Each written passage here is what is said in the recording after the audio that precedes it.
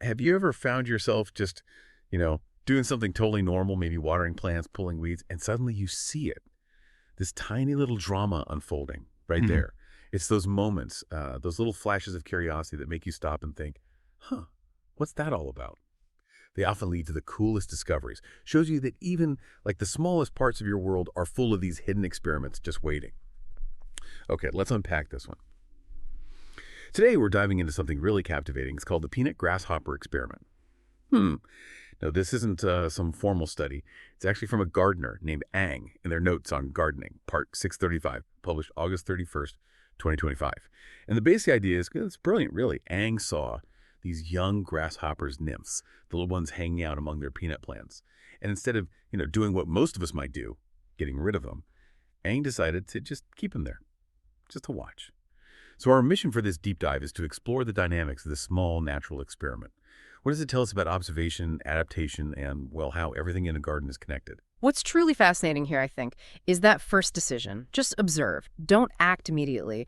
In a world where we often jump to fix things or, manage what seems like a problem, Aang just paused. And that non-interventional approach, it really sets the stage for genuine discovery. It lets nature sort of unfold and show its patterns rather than us forcing our own ideas onto it. It's a real lesson, I think, in patience. It really is. I mean, think about what we miss when we just rush in. So Aang lays out the initial situation. They're doing this peanut seed project. It sounds pretty cool.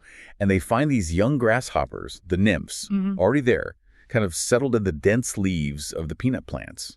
And it wasn't like they missed them. It was a conscious choice. Don't remove them. No. Aang made this really interesting choice, almost philosophical. Just watch. It's very hands-off gardening, which for us turns into this amazing little real-world experiment right there. And it raises that important question, doesn't it? What can we actually learn when we let these things play out?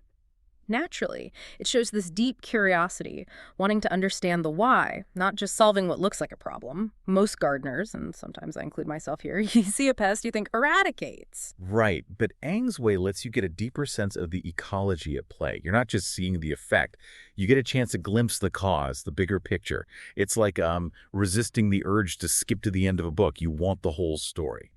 And what Aang saw next definitely gives us some clues about that story unfolding. They noted some clear activity. The only obvious damage, they said so far, was defoliation. It looked like ragged or chewed holes in the leaves. And interestingly, it wasn't just any leaves. Aang specifically said this damage was especially on larger plants. That's a crucial detail. Because, connecting this to the wider picture, defoliation is a direct sign of feeding. Classic herbivory. But the really insightful part from Eng's notes is that detail, especially on larger plants. Now, that suggests a few things. It could be a preference, maybe the bigger leaves are tastier, more mature, or maybe it's simpler. Larger plants just offer more cover, more surface area for these young, vulnerable nymphs. They might find it easier to hide there while they eat. Or maybe the bigger plants are just, well, a more stable food source for them. It's subtle, but it says a lot about how resources get used in a tiny ecosystem. Absolutely. It wasn't just random chewing. There seems to be a pattern, a choice, almost. But here's where it gets really interesting for me.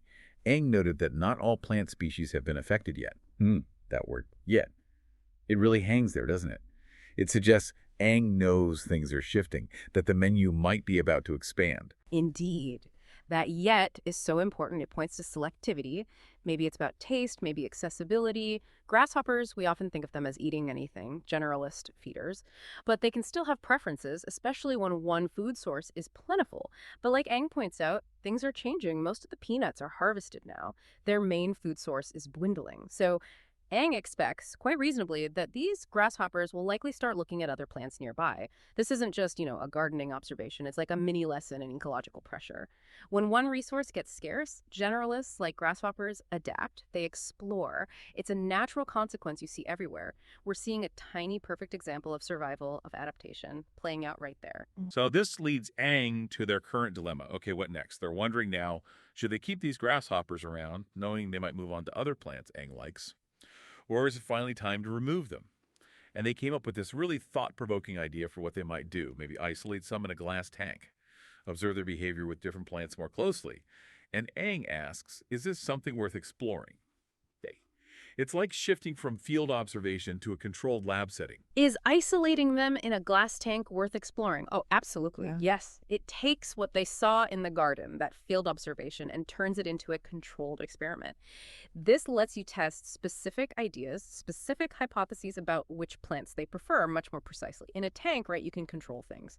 Introduce different plants one by one, maybe in specific combinations, and could track exactly what gets eaten, how much, without all the other factors you get in a garden: predators, weather, soil differences, all those things that could influence the grasshopper's choices out there. It's like isolating one spice in a dish to really understand its flavor, not just tasting the final stew. This kind of careful, systematic observation, it gives much clearer data on exactly how these plants and insects interact. You move from what's happening towards why it's happening. And you get the sense Aang has this deep, real curiosity about insects. It's not just about the gardening itself. They mentioned being a kid and being more into exploring insects like beetles as pets, not the usual dogs or cats. It really shows how those early interests, those childhood moments of just being fascinated by the natural world under a rock or wherever, how that can shape the questions you ask, the things you notice later on. The kind of fundamental curiosity, it's what makes an experiment like this even happen, turning a daily chore into, well, scientific inquiry.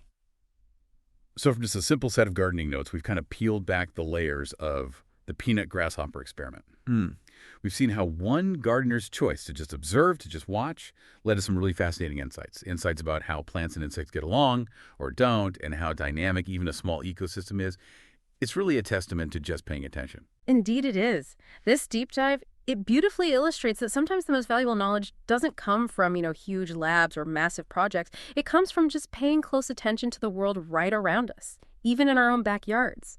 It reminds us that profound learning can start just by asking, what if I just watched this for a bit? Yeah. And then having the courage to explore the what and the why. It's about fostering that scientific mindset anywhere, everywhere, recognizing discovery is always there if we just take the time to look. And that leaves us with this thought for you, something to ponder. What's small, maybe overlooked interaction or detail in your world if you decided to just observe it more closely? What surprising experiment might be unfolding right in front of you? What insights could you be missing just by not pausing to simply watch?